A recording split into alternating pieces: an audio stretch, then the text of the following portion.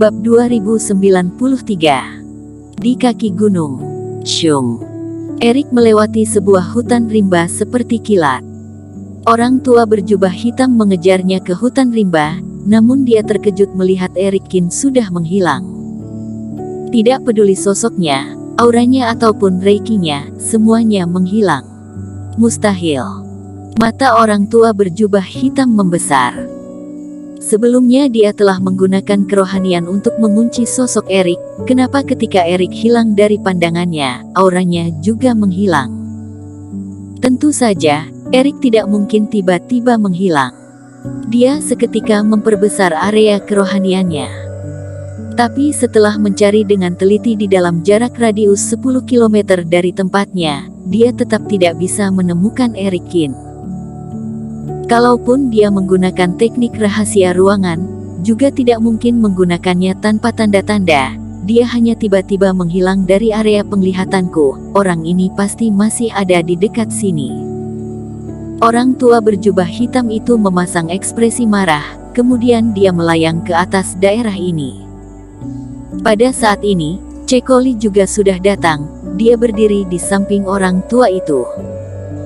Di saat kedua orang itu mencarinya dengan teliti, Erik meningkatkan teknik penyembunyian sampai maksimal dan sudah terbang cepat ke arah bawah. Sedangkan di tengah gunung, pengikut yang sudah menggambar sebuah formasi Cuan Song tipe kecil. Yaitu sebuah cahaya yang tadi dikirim keluar oleh Erik ketika dia sedang terbang ke atas. Di saat itu, pengikut yang sudah terpisah dengan Erik. Tuan, formasinya sudah selesai kugambar, kapanpun bisa mengantarmu ke kaki gunung. Pengikut yang berkata penuh hormat. Si kecil ini meskipun adalah monster spiritual energi yang, namun dia lumayan pintar. Beberapa hari ini Erik hanya menyuruhnya melatih menggambar satu jenis formasi ini. Pengikut yang juga sudah sangat menghafal gambar formasi ini, kalaupun dia menutup matanya, dia juga tetap bisa menggambar formasi ini. Kerja bagus.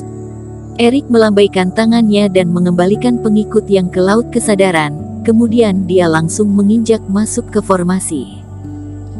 Asalkan dia diteleportasi ke kaki gunung, kemudian keluar dari lubang puncak ketiga yang sebelumnya dia temukan, maka setidaknya identitasnya tidak akan terekspos.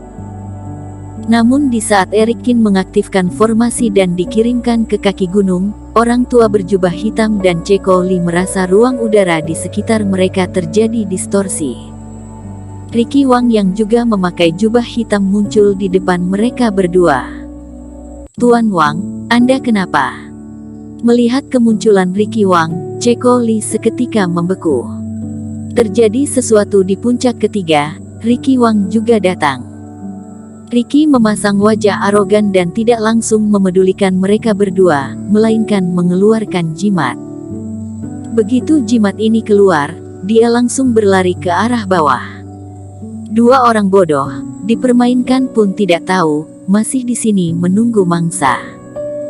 Ricky mendengus dingin, kemudian melihat ke arah dua orang itu. Dia juga tidak mengatakan apa-apa lagi, seluruh reiki di tubuhnya bergejolak, kemudian dia langsung terbang secepat kilat ke arah kaki gunung. Ricky Wang, apa maksudmu? Orang tua berjubah hitam itu seketika marah. Berbeda dengan Cekoli, dia adalah kultivator di puncak fase transendensi, tapi orang ini berani-beraninya mengejek dirinya. Tetua Cao, bagaimana kalau kita juga ikut turun? Cekoli berkata. Orang tua berjubah hitam itu mendengus dingin dan juga ikut terbang ke bawah. Aku bisa merasakan jimat perkuat energiku itu. Baru saja berjalan keluar dari formasi di kaki gunung, Erik tiba-tiba berhenti. Dia melihat ke arah langit dengan kening berkerut. Pagi tadi, dia total menggambar 5 jimat perkuat energi, 4 diantaranya sudah dipakai dan dimusnahkan. Hanya tinggal 1 yang ditangkap oleh Ricky Wang. Sekarang, jimat ini seharusnya berada di tangan Ricky Wang, tapi energinya tiba-tiba muncul di sini. Ricky Wang mengikuti jimatku dan telah menemukan. Erik tiba-tiba mengerti apa yang terjadi. Di saat energi iblis terbang keluar dan mengaktifkan formasi puncak ketiga, dia memukul Jesse sampai pingsan dan mengantarnya. Otomatis dia juga ikut mengganti auranya. Karena di dalam partai Jihuo, ada lumayan banyak orang yang tahu dia menyamarkan auranya menjadi Homar Hu. Oleh karena itu auranya sekarang adalah aura milik dia sendiri. Sebelumnya di panggung kompetisi, dia sudah melihat Ricky Wang menggunakan aura jimat untuk mencari pemiliknya. Tapi tidak disangka, Ricky Wang masih punya jurus rahasia yang bisa mencari pemilik jimat dari jarak yang sangat jauh, dan juga mengejarnya sampai sini.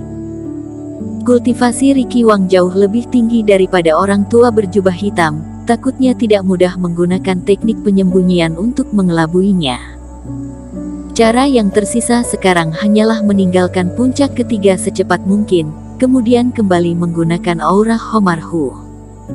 Erik mengerutkan keningnya dan terbang secepat kilat ke bawah. Lari kemana kamu? Tapi beberapa detik kemudian, ruang udara di depan Erik seketika berkedip. Erik mengerutkan keningnya, dia sama sekali tidak melihat ke dalam ruang udara itu dan langsung berbalik terbang ke atas. Di saat Erik terbang pergi, dari garis retakan ruang udara keluar api-api dan membakar distorsi ruang yang disebabkan injakan Erik sebelumnya, kemudian muncul lubang hitam. Huff, reaksinya lumayan cepat. Ricky pun berjalan keluar dari retakan ruang udara dan menatapi punggung Erik, dia tersenyum dingin dan mulai mengejarnya. Ketika dia merasakan aura Erik muncul di kaki gunung puncak ketiga, dia pun tahu Erik mungkin berencana melarikan diri dari tempat ini. Karena semakin lama dia meninggalkan tempat ini, semakin bahaya. Oleh karena itu, Ricky tidak langsung mengejar Erik, melainkan menggunakan jurus rahasia ruang udara dan langsung berputar ke depan formasi di kaki gunung. Bersambung.